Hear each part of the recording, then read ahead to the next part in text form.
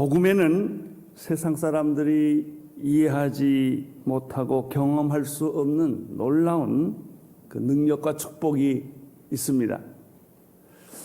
놀라운 사실은 심지어 교회를 오래 다닌 크리스찬들도 교회는 다니고 크리스찬이라고 말은 하지만 이 복음의 능력과 축복과는 전혀 상관없이 살아가는 사람들이 꽤 많이 있습니다. 제가 3주 전에 미국 여행을 다녀오면서 하나님께서 제 마음속에 복음에 대한 새로운 깨달음과 메시지를 주셨는데, 제가 돌아와서 지난주부터 이 시리즈를 설교를 시작을 했습니다. 굉장히 놀라운 사실이 하나 있었는데요. 제 주변에 있는 사람들과 또 많은 성도들로부터 생각지 못했던 평소와는 전혀 다른 엄청난 반응을 저에게 보내주셨다는 것입니다. 제가 달라졌대요. 그래서 제가 얼마나 안 달라졌으면 이제 달라졌나 그런 생각을 했어요. 예전에 하던 설교와 달랐다는 얘기를 너무 많은 사람한테 들었습니다. 제가 그 얘기를 들으면서 일주일 동안 새롭게 깨달은 것은 제가 아니라 복음의 능력입니다. 복음의 능력이 이렇게 강렬하구나 하는 것을 실감을 했습니다. 로마서 1장 16절 17절을 보면 사도 바울이 복음의 능력과 축복에 대해서 다음과 같이 간결하게 요약하고 있습니다. 16절 자막을 보면서 함께 읽도록 하겠습니다. 시작. 내가 복음을 부끄러워하지 아니하노니 이 복음은 모든 믿는 자에게 구원을 주시는 하나님의 능력이 됨이라. 첫째는 유대인에게요 또한 헬라인에게로다. 복음에는 하나님의 의가 나타나서 믿음으로 믿음에 이르게 하나니 기록된 바 오직 의인은 믿음으로 말미암아 살리라 함과 같으니라. 이 말씀 속에 중요한 세 가지 메시지가 있습니다. 첫째는 복음에는 모든 믿는 자들에게 구원을 주시는 하나님의 능력이 있다는 것입니다. 모든 믿는 자들에게 구원을 주시는 하나님의 능력이 복음 안에 있다는 것입니다. 두 번째는 이 복음에는 하나님의 의가 나타나 있습니다. 세 번째 메시지는 복음은 우리로 하여금 믿음에서 믿음으로 가게 한다는 것입니다. 복음이 무엇입니까? 말 그대로 기쁜 소식입니다. 기쁜 소식은 무엇입니까? 예수 그리스도이십니다. 예수 그리스도 안에는 7가지 권세와 축복이 숨겨져 있습니다. 첫 번째는 하나님의 자녀가 되는 축복입니다. 두 번째는 죄사함의 능력과 축복입니다. 오늘 이 설교를 합니다. 세 번째는 사단의 권세에서 해방되는, 자유로워지는 그런 축복과 능력입니다. 네 번째는 치유함의 권세와 축복입니다. 복음은 우리에게 육체적 치유를 허락해 주십니다. 다섯 번째는 의롭다함의 권세와 축복입니다. 여섯 번째는 기도 응답의 권세와 축복이고 마지막 성령 세례의 권세와 축복입니다.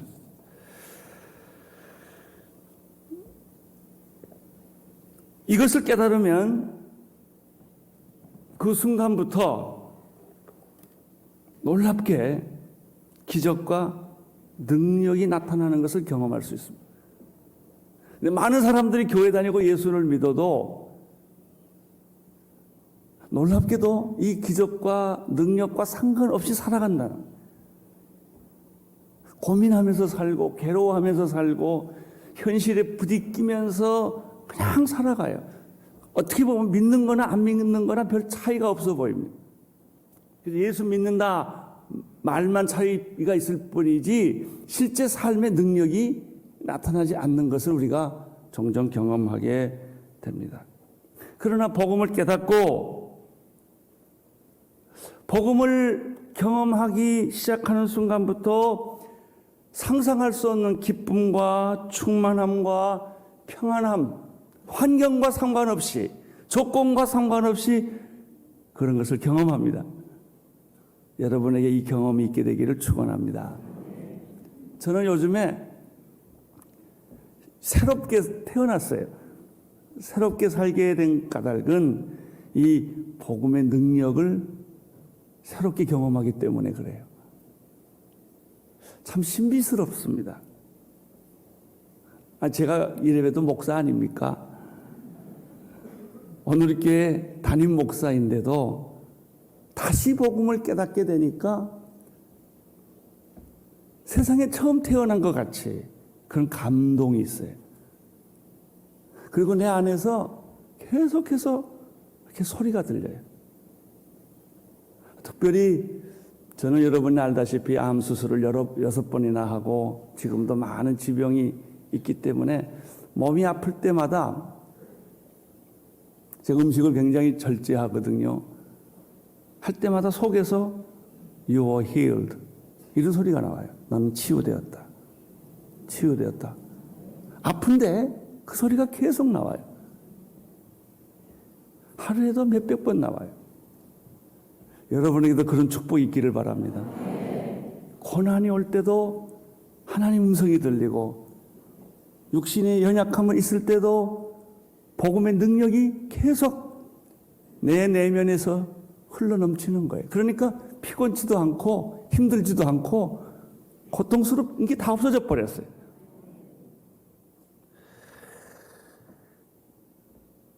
이 복음의 7가지 축복과 이 능력 속에 공통된 것이 3가지가 있어요. 첫째는 다 과거형으로 되어 있다는 거예요. 다 과거형으로 되어 있어요. 하나님의 자녀가 되는 권세를 주셨습니다. 지금 주신 게 아니라, 예수 믿으면 지금 자녀가 된 게 아니라 여러분들은 2000년 전에 이미 주셨습니다. 여러분의 죄는 이미 용서를 받으셨습니다. 할렐루야. 사탄의 저주와 얽매임에서 여러분은 해방되었습니다. 이게 복음이에요. 이게 복음이에요. 여러분은 어떤 질병을 가지고 있다 할지라도 예수님은 이미 채찍에 맞음으로 나음을 얻었습니다. 우리는 의롭다함을 받았습니다. 이게 다 과거형입니다. 기도 응답은 이미 왔습니다. 성령의 세례도 이미 왔습니다.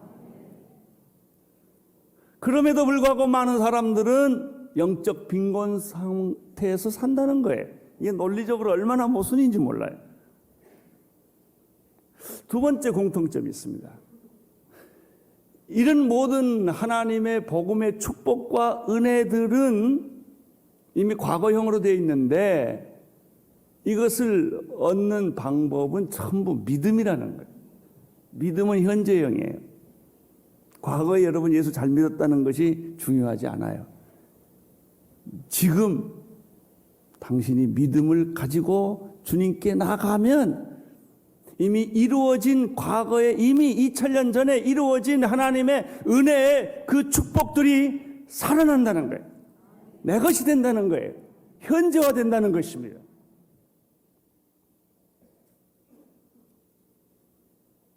은혜는 믿음을 낳습니다.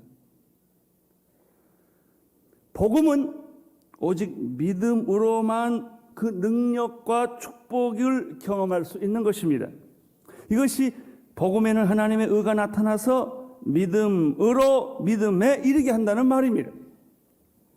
여러분, 은혜를 경험하면, 예수 그리스도를 경험하면 믿음이 생기는 것입니다. 믿음이 있어야 예수님을 믿는 게 아니라 예수님을 만나면 놀랍게 믿음 안으로 계속 들어가게 되는 것입니다. 여러분, 우리가 말하는 믿음은 긍정적이고 창조적이고 적극적인 사고방식이 아니라 예수 그리스도로 말미암아 생기는 믿음이요, 성령으로 말미암아 생기는 믿음이기 때문에 그것은 적극적 사고방식과 다른 거예요. 놀랍게 이 하나님의 은혜의 양식을 먹으면, 예수 그리스도를 접촉하기 시작을 하면은 예수님께서 우리에게 믿음을 주신다는 것입니다. 그리고 그 믿음이 하나님이 예비하신 놀라운 그 권세와 어서리티와 그 축복들을 우리가 누리게 만든다고 하는 사실을 저는 이번에 다시 한번 새삼스럽게 깨닫게 된 것입니다. 세 번째, 오늘 이 로마서 1장 16절 17절에서 보여주는 세 번째 메시지는, 복음에는 자격의 제한이 없고 방법의 제한이 없고 시간이 제한이 없다는 사실. 누구든지 예수 그리스도를 믿는 자에게는 하나님께서 구원을 주십니다. 동양이나 서양이나 과거나 현재나 미래나 할 것 없이 누구든지 예수 그리스도를 만나면 이 복음을, 구원의 능력인 복음을 받게 될 것이며, 방법에는 다른 제한이 없어요. 예수 그리스도를 믿으면 구원이 옵니다. 시간에도 제한이 없어요. 예수 믿으면 30분 후에 구원받는다, 이게 없어요. 1시간 후에 구원받는다도 없어요. 그 즉시 주시는 것입니다. 그렇다면 죄사함을 받았다라고 하는 것은 무엇일까? 죄사함의 축복은 무엇일까? 어저께 저는 지난주에는 자녀됨의 축복에 대해서 얘기를 했어요. 자녀가 되었다는 사실은 당신이 상속자가 되었다는 뜻이요, 자녀가 되었다고 하는 것은 아버지의 축복을 다 그대로 받는다는 뜻이요, 아버지로부터 보호와 양육과 공급과 모든 것을 제공받는다는 뜻이요, 당신은 고아가 아니라는 뜻이요, 당신은 외인이 아니요, 이방인이 아니요, 하나님의 가족이요, 식구요. 하나님과 나와의 관계는 아버지와 아들과의 관계와 같은 것이다. 이게 자녀됨의 축복이에요. 이것이 예수 그리스도를 믿으면 이런 축복을 이미 주신 거예요. 오늘 죄사함의 축복이란 게 뭐예요? 죄사함의 특권이란 게 뭐냐 하면, 에베소서 1장 7절 8절에 그 요체가 나와 있습니다. 한번 같이 읽도록 하겠습니다. 에베소서 1장 7절 시작. 우리가 그리스도 안에서 그의 은혜의 풍성함을 따라 그의 피로 말미암아 구속 곧 죄사함을 받았으니, 이는 그가 모든 지혜와 총명으로 우리에게 넘치게 하사. 자, 죄사함이라는 게 뭐냐? 구속이에요. 구속 곧 죄사함인데, 어떻게 우리가 구원을 받았는가? 구원을 받았다라는 말은 우리 죄가 다 없어졌다라는 뜻이에요. 없어졌다. 그럼 구속 곧 죄사함이란 어떻게 이루어지는가? 두 가지예요. 첫째는 그리스도 안에서 그의 은혜의 풍성함을 따라 구속 곧 죄사함을 받게 됐습니다. 두 번째는 그의 보혈 때문에, 그분의 피 때문에 구속 곧 죄사함을 받았습니다. 여러분, 어떻게 모든 인류가 다 구원을 받을 수가 있겠습니까? 두 가지예요. 첫째는 하나님의 은혜입니다. 은혜 때문에 구원받은 거예요. 한량없는 은혜, 풍성한 은혜, 이 긍휼과 은혜가 하나님으로부터 오는 것인데 예수님 안에 그게 있어요. 그래서 여기 성경에 보니까 예수 그리스도 안에 그의 은혜의 풍성함 때문에 우리들이 구속 곧 죄사함을 받은 것입니다. 두 번째입니다. 두 번째, 우리가 구원을 받은 것은 예수님의 피 때문입니다. 그의 피로 말미암아 구속 곧 죄사함을 받았습니다. 베드로전서 1장 18절 19절에 보면 그 피에 대한 얘기가 나옵니다. 피가 어떻게 우리를 구속했는가? 한번 또 같이 읽겠습니다. 시작. 너희가 알거니와 너희 조상의 유전한 망렬된 행실에서 구속된 것은 은이나 금같이 없어질 것으로 한 것이 아니요 오직 흠없고 점없는 어린 양과 같은 그리스도의 보배로운 피로 한 것이니라. 여러분, 죄는 다른 어떤 것으로도 지어지지 않습니다. 오직 한 가지 방법으로만 인간의 죄가 지어집니다. 글씨를 잘못 쓰면 지우개로 지우면 됩니다. 볼펜으로 쓴 거는 하얀 그걸로 이렇게 하면 또 안 보입니다. 그런데 죄는 안 돼요. 죄는 세상의 그 어떤 것으로 지어지지 않습니다. 오직 하나. 그것은 흠없고 점없는 어린 양 예수 그리스도의 피로만 이 죄는 사해집니다. 결론은 두 가지예요. 우리가 죄 사함을 받은 까닭은 하나님의 풍성한 은혜 때문이요. 예수 그리스도 안에 있는 하나님의 풍성한 은혜 때문이요. 두 번째는 예수 그리스도께서 흘려주신 십자가에서 흘려주신 그 어린 양의 흠없고 점없는 보혈 때문에 우리가 구원을 받게 된 것입니다. 여러분, 지금 제가 얘기하는 이게 왜 중요한 줄 아세요? 이거를 잘 믿으면 여러분 병난다니까요. 병난다고 그러면 좋아하는데 이 말 듣는 건 별로 안 좋아해요. 여러분, 이게 원리예요, 원리. 이 원리를 정확하게 깨닫고 철저하게 깨닫고 믿고 나가면 그 원리에서부터 능력이 쏟아지는 거예요.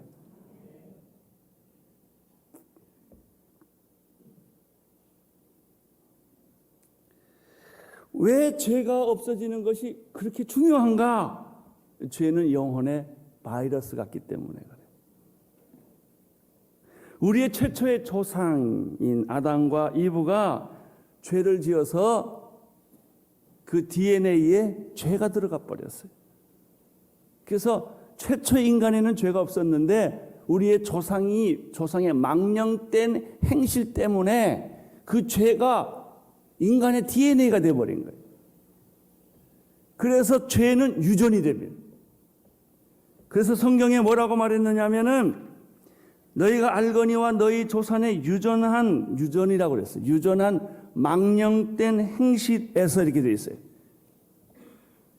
이 죄는 우리의 조상이 하나님을 거역함으로 말미암아 그 죄가 우리 몸 안에 들어왔어요. 그것은 계속 유전되는 것입니다.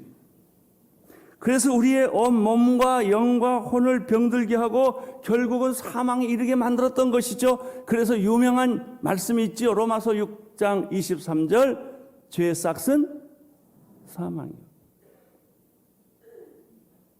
하나님의 은사는 그리스도 예수 안에 주 안에 있는 영생이라고 한 말이 이 말이에요. 우리는 원하든 원치 않든 내가 행위를 졌든 졌지 않았든 이미 우리 안에는 지울 수 없는, 바꿀 수 없는 죄의 DNA가 몸 안에 이미 들어와 버렸어요. 내가 가만히 아무것도 하지 않아도 죄는 계속 움직이는 거예요. 여러분이 행동으로 움직이지 않아도 생각으로 죄는 계속해서 움직이는 거예요. 죄의 싹은 사망입니다. 이 죄 안에는 이 죽음이라고 하는 이 결과를 가지고 있는 죄 안에는 모든 죽음과 저주와 질병과 절망이 수돗물처럼 계속 쏟아져 나가는 거예요. 이게 우리예요. 그러니까 절망을 없이 하거나 사망을 없이 하거나 질병을 없이 하거나 저주를 없이 한다고 문제가 되는 게 아니라 죄를 없애야만 이 현상들이 다 없어지는 거예요. 그러니까 여러분, 현상을 없애려고 생각하지 마세요. 거짓말을 안 하려고 한다든지 사기를 안 치려고 한다든지 내 병을 없애려고 한다든지 이게 다 헛짓이에요. 해봐야 아무 소용이 없는 거예요. 뿌리를 뽑아야 돼요. 뿌리. 이 죄의 문제를 본질적으로 해결하지 않으면 우리가 겪고 있는 많은 현상들은 결코 없어지지 않아요. 일시적으로 없어졌다 할지라도 또 생기는 거예요.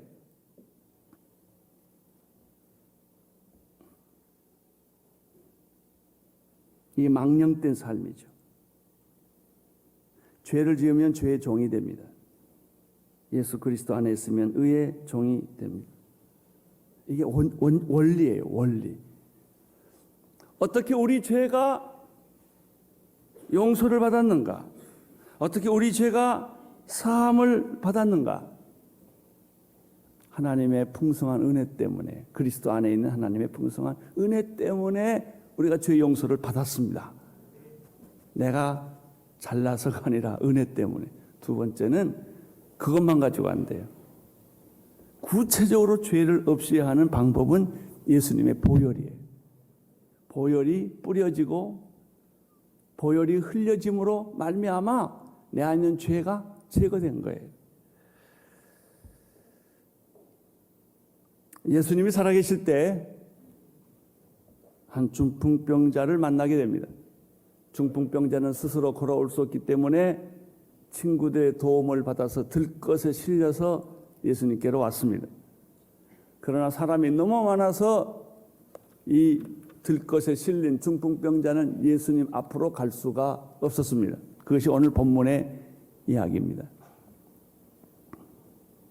그들은 국리 끝에 포기하지 않고 들것을 들고 옥상으로 올라갔습니다. 포기할 수도 있는데 포기하지 않았습니다. 믿음은 포기하지 않는 것입니다. 아무리 벽에 부딪히고 절망에 부딪히고 죽음에 부딪히고 저주 안에 있다 할지라도 포기하지 않는 것입니다. 그들은 지붕에 올라가서 지붕을 뜯고 그 들것에 실린 중풍병자를 예수님 앞으로 달아내렸습니다. 사람들은 당황했고 예수님도 놀랐습니다. 자, 이제 20절을 함께 보겠습니다. 5장 20절 시작. 예수께서 저희 믿음을 보시고 이르시되 이 사람 내 죄 사함을 받았느냐. 이상하고 놀라지 않아요? 어떻게 믿음을 보시고 예수님이 자 보세요. 예수께서 저희의 믿음을 보시고 이르시되 이 사람아 내 죄 사함을 받았느니라. 어떻게 믿음을 보시고 예수님이 죄 사함을 선언할 수가 있을까요? 서기관들과 바리새인들은 예수님의 이 선언을 동의할 수가 없었습니다. 그래서 그들은 즉각 반론을 제기합니다. 21절입니다. 읽어주세요. 시작. 서기관들과 바리새인들이 의논하여 가로되 이 참남한 말을 하는도다. 오직 하나님 외에 누가 능히 죄를 사하겠느냐. 우리는 여기서 서기관들과 바리새인들이 제시한 논쟁점이 아니라 이 사람들의 주장은 예수가 하나님의 아들이라고 믿지 않기 때문에 어떤 예수가 하나님만 할 수 있는 죄사함을 할 수 없다는 논쟁점이에요. 이건 그들의 문제예요. 오늘 우리가 관심을 갖고 있는 것은 예수님께서 선언하신 죄사함의 문제예요. 인류의 최대 문제는 죄에 대하여 예수님의 견해를 받아들이는 것입니다. 첫째는 우리의 조상인 아담과 이브가 죄를 지음으로 말미암아 오고 오는 인류에게 이 죄가 유전이 되어 저주와 죽음과 질병과 절망의 삶을 살아왔다는 것입니다. 그런데 예수 그리스도께서 풍성한 은혜와 그분이 십자가에서 흘리신 보혈의 피 때문에 이 죄가 이미 다 제거되었다는 사실입니다. 이 사실을 예수님이 알고 있었기 때문에 친구들의 들것에 의하여 실려온 이 중풍병자에게 그 믿음을 보시고, 그 앞에 믿음이라는 게 나와요. 굉장히 중요한 겁니다. 믿음을 보시고 예수님이 이렇게 말합니다. 내 죄는 이미 다 끝났다, 사해졌다, 없어졌다라고 선언을 하는 것입니다. 병 고치는 것보다 더 급하고 우선적인 것은 죄사함의 선언을 받는 것입니다. 죄사함은 질병을 고치는 것뿐만 아니라 이 사람의 현실적인 문제는 중풍병이에요. 이거 고치고 싶어서 왔어요. 이것뿐만 아니라 죄사함이라고 하는 것은 죽음과 절망과 모든 저주까지 사라지게 하는 가장 근본적인 원인이라고 하는 것입니다. 여러분, 나무는 뿌리채 뽑아야 합니다. 집터는 송두리채 파헤쳐야 합니다. 제가 저기 설교 준비하는데요, 집이 확 무너지는 게 보이더라고요. 이렇게 무너져야 된다고 하는 거를 제가 설교 준비하는데 환상해서 집이 확 무너지더라고요. 그걸 예화로 쓰라는 거예요. 이렇게 무너지는 것처럼 집터가 뿌리채 뽑아지는 거예요. 나무가 송두리채 뽑아지는 거예요. 몸속에 있는 모든 병균이, 바이러스가, 암세포가 근본적으로 사라져버리는 거예요. 이것이 뭐하고 상관이 있느냐? 내 안에 숨어있는, 깊이 숨어있는 조상의 죄, 조상의 망령된 행실로 말미암아 유전되었던 그 죄의 뿌리가 송두리채 사라질 때, 뽑혀질 때, 그것은 하나님의 은혜와 예수 그리스도의 보혈의 피로 없어지는 것인데, 예수님은 이미 이것을 하셨어요. 2000년 전에 하셨어요. 지금 하시는 게 아니에요. 이미 하셨어요. 문제는 남아있는 게 뭐예요? 내가 선언하는 거예요. 내가 선언. 근데 이 문제는 우리가 이 선언 안 해요. 제가 지난주에 그런 얘기를 했어요. 제가 다른 거 다 믿는데 병 고치는 건 안 믿더라고요. 내가. 왜냐하면 제가 병에 대한 상처가 있어서 그래요. 계속 아프거든요. 계속 암이 재발되거든요. 그러니까 안 믿으려고 그러더라고요. 내가. 우리는 어떤 것은 잘 믿으려고 그러고 상처 있는 것은 안 믿으려고 그래요. 부인하지는 않지만 안 믿으려고 하는 거예요. 여러분, 이것을 뚫고 믿음으로 선언하셔야 돼요. 성경에 기록된 모든 약속을 내가 경험했던, 경험하지 않았던, 이해됐던, 이해되지 않았던, 받아들일 수 있던, 받아들일 수 없던지 간에 선언하는 거예요. 믿음으로 선언하는 거예요.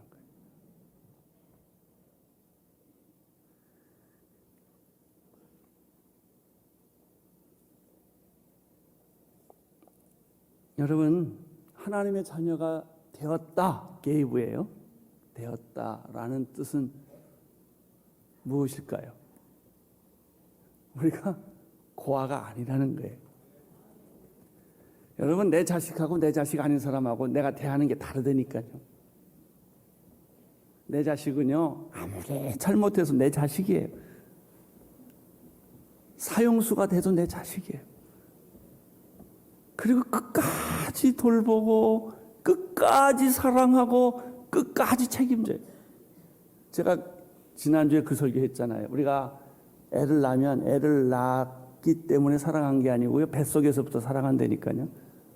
걔가 어떻게 생겼는지 모를 때부터 엄마가 뱃속에 임신할 때부터 이 아이에 대한 애정과 사랑과 절대 사랑을 가지고 있는 거예요. 여러분, 이 아이가 태어나서 공부 잘했기 때문에 사랑하거나 예쁘기 때문에 사랑하거나 그러지 않습니다.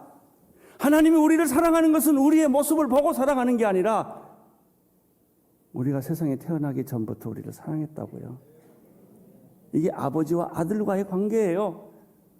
여러분, 우리가 하나님의 자녀가 되었기 때문에 우리는 하나님과 특별한 관계 안에 들어간 거예요.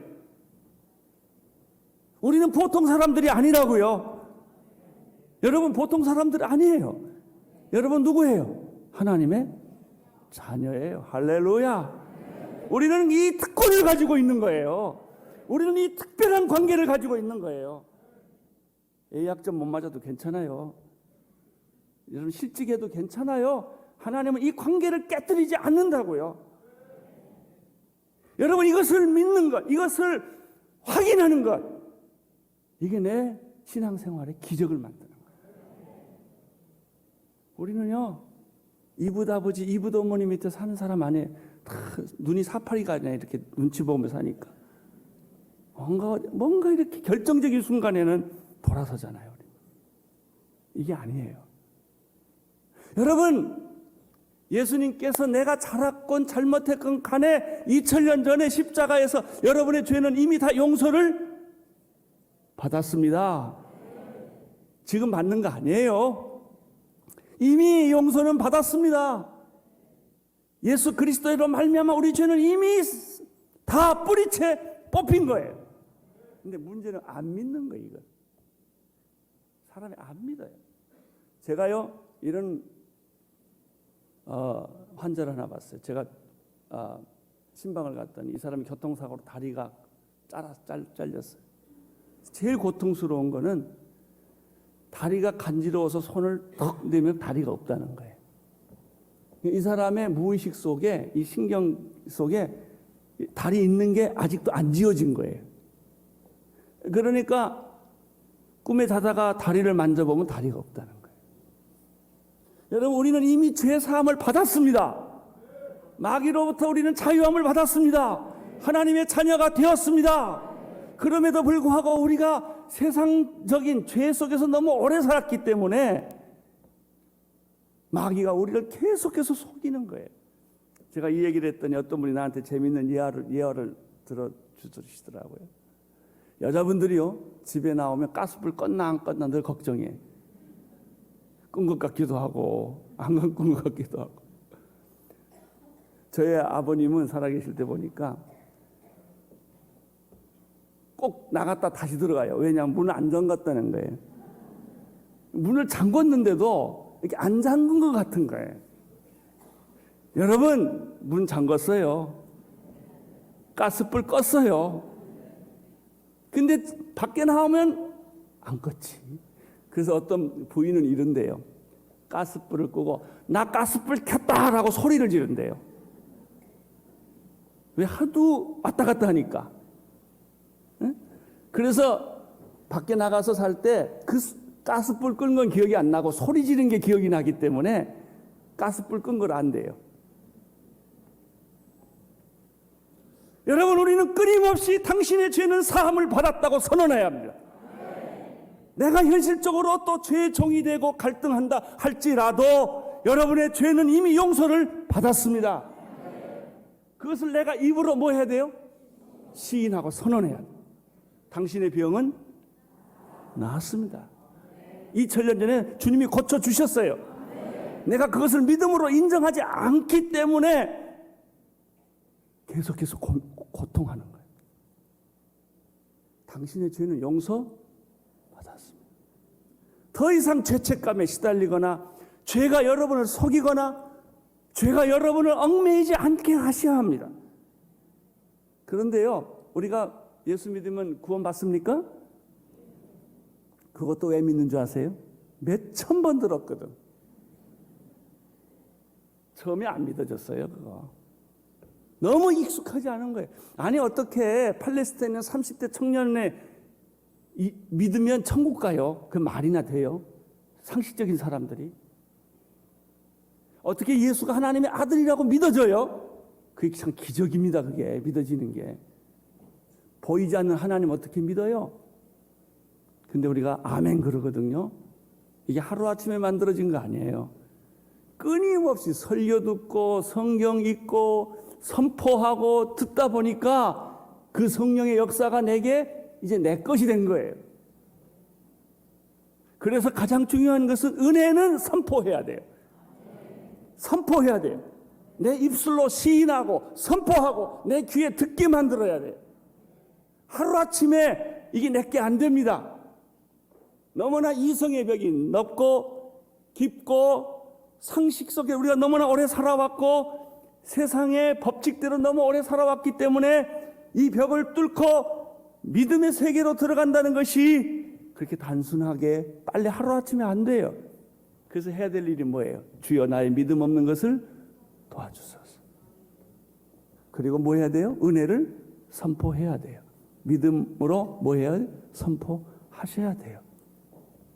그럴 때 놀라운 역사가 일어납니다. 저는 이번에 이 설교를 준비하면서 제 마음에 무슨 확신이 들었냐면, 이번에 제 설교를 듣고 방황을 끝내고 병 고치는 기적이 많이 일어날 거라는 생각이 들더라고요. 누군가 내 설교를 듣고 그걸 믿음으로 받아들이는 사람은 그 즉시 병이 치유됩니다. 내 설교를 듣고 죄사함에 대한 믿음을 갖기 시작하는 순간부터 여러분들은 영적인 자유함을 경험하게 될 줄로 믿습니다. 이게 잘 안 돼요. 그래서 어떻게 해야 돼요? 끊임없이 기도해요. 하나님, 나의 믿음 없는 걸 도와주십시오. 믿게 해주십시오. 하나님의 은혜 안에 들어가게 해주십시오.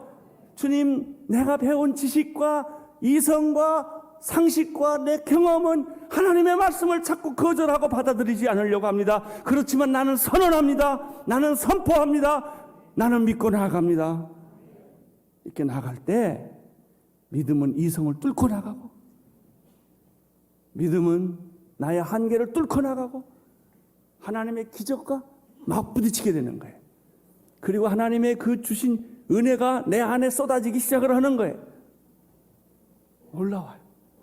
아주 놀라워요. 어려움을 겪을 때마다 하나님의 말씀이 막 튀어나오는 거예요. 살아있는 거예요. 여러분, 어려움은 지금도 있고 내일도 있고 모레도 있어요. 여러분, 기도한다고 어려움이 없어지지 않아요. 그러나 이 어려움은 극복되는 거예요. 우리는 이 어려움과 고난과 질병과 그 어떤 문제도 뚫고 나가는 영적 능력이 생기는 것입니다.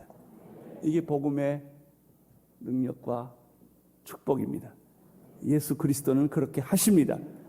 그분 죽은 분이 아니에요. 지금 살아계신 분이요, 우리와 함께 계시는 분이요, 우리에게 날마다 말씀하시는 분이요. 여러분, 과거에 은혜 받은 것으로 만족하지 마세요. 은혜는 날마다 새로운 거예요.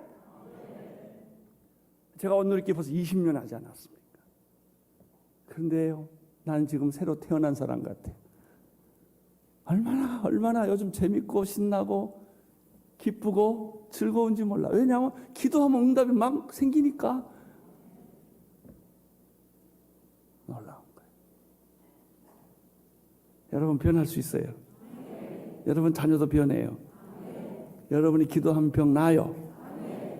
여러분이 전도하면 예수 믿어요. 그 사람들이. 이 믿음이 없는 거예요. 항상 방어적이고 배수의 진을 치고 한 발 넣고 한 발 들적에 놓고 왔다 갔다 하니까 아무것도 안 되는 거예요. 믿음으로 나가세요. 전진하세요. 믿음으로 나가세요. 의인은 믿음으로 사는 거예요. 다 믿어지면 무슨 믿음이에요? 다 이해되면 무슨 믿음이에요? 이해되지 않고 믿어지지 않고 받아들일 수 없는 것이지만 하나님의 말씀인 성경에 기록되어 있기 때문에, 하나님이 그렇게 말씀했기 때문에, 예수님께서 그렇게 말씀했기 때문에 나의 이성과 상식과 경험을 의지하지 않고 예수 그리스도의 말씀을 1.1획도 틀림없는 하나님의 말씀이라고 믿고 그냥 나가는 거예요. 있는 만큼 이루어져요.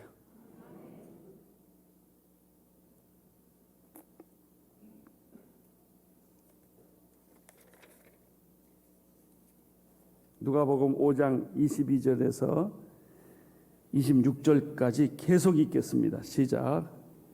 예수께서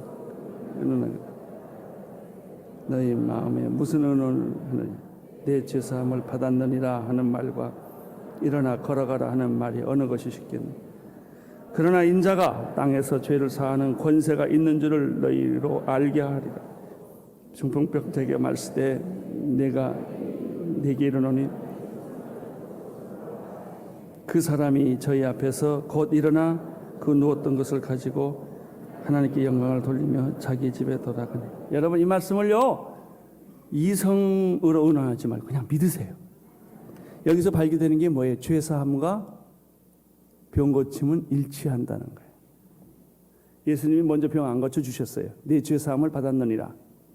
그랬더니 사람들이 막 말이 많았어요. 예수님, 인자에게는 무슨 권세가 있다? 죄사함을 주는 권세가 있다고 그랬어요. 그 권세가 있음을 믿으십시오. 예수님은 죄사함을 주시는 권세가 있으십니다. 그러나 너희들 믿지 않기 때문에 내가 질문하겠다. 죄 사함을 선포하는 것이 크냐, 병 고치는 게 크냐, 둘 다 고민이에요. 근데 예수님은 죄 사함의 권세도 있고, 그리고 뭐라고 그랬어요?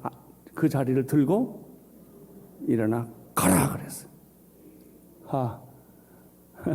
굉장한 거예요. 죄 사함과 병 고치는 걸 사람들은 두 개로 분리해서 봐요. 특별히 복음주의자들, 믿음 있는 사람들은 이걸 잃지 않으려고 해요. 근데 이걸 믿으셔야 합니다. 죄 사함과 병 고치는 게 동시적이다. 죄 사함의 권세가 있는 것처럼 예수님은 병 고치는 권세도 있으셨다. 당신이 예수 그리스도를 믿음으로 말미암아 죄 사함이 순간적으로 얻어지는 것처럼 이 병 고치는 것도 믿으면 이루어집니다. 근데 병 고치는 건 우리가 상처가 많아서 잘 안 믿으려고 그래요. 맨날 기도해봐도 안 됐거든요. 그래서 안 믿으려고 그러는 거예요. 오늘 우리에게 주시는 메시지는 뭐예요? 같다는 거예요. 동일하다는 거예요. 우리가 예수를 믿음으로 죄 사함을 받고 구원을 얻는 것이 사실이라면 여러분의 믿음으로 병 고침에 기도를 하면 그가 채찍이 맞음으로 너희가 나음을 얻었다는 것도 동시에 같이 믿어야 돼요. 근데 그 믿음이 잘 안 생깁니다. 생기기를 축원합니다.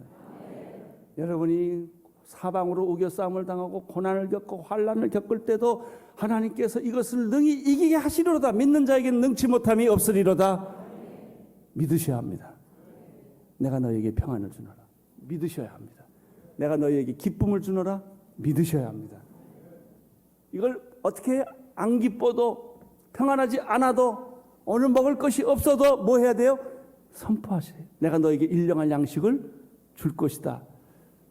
먹을 거 없는 사람 맨날 그걸 선포해야 돼요. 주십니다. 반드시 주십니다. 말씀과 약속이기 때문에 그렇습니다. 우리가 구원에 대해서도 믿음을 가지고 있어야 되겠지만 예수님의 다른 말씀에 대해서도 우리가 동일한 믿음을 가지고 있어야 합니다.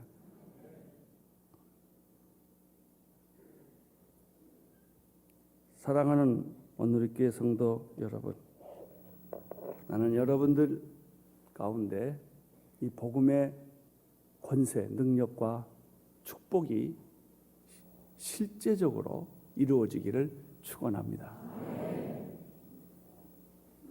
절망에서 자유를 얻고 죽음에서 생명을 얻고 저주에서 축복을 얻고 동일하게 모든 질병에서 자유 안 받게 되기를 축원합니다. 오늘 이 설교를 듣고 병 고친 분이 있기를 바랍니다. 그 오래 시간 안 걸려요. 시간 안 걸려요. 지금 이 자리에서 그런 일이 일어납니다. 그것이 복음입니다. 복음의 능력이고 복음의 축복입니다. 기도의 능력이고 기도의 축복입니다. 할렐루야.